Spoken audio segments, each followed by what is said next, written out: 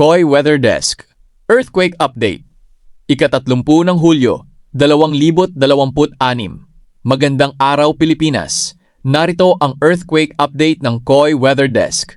Noong ika-29 ng Hulyo, 2026, nakapagtala ang Philippine Institute of Volcanology and Seismology ng ilang magnitude 5 pataas na lindol sa iba't ibang bahagi ng bansa.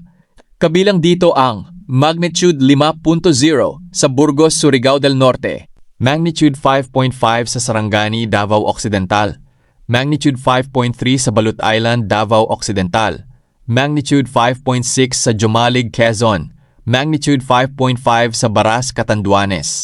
Ayon sa PHIVOLCS, ang ilan sa mga pagyanig sa Davao Occidental ay maaaring aftershocks ng naunang malakas na lindol sa rehiyon. Samantala, wala pang opisyal na pahayag na nagsasabing magkakaugnay ang lahat ng mga lindol na naitala sa iba't ibang lugar. Lumayo sa mga maaaring bumagsak na bagay hanggang sa tumigil ang pagyanig.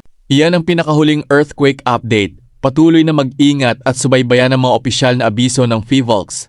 Maraming salamat sa inyong panonood at ito ang KOI Weather Desk, naghahatid ng tapat at napapanahong balita para sa bawat Pilipino.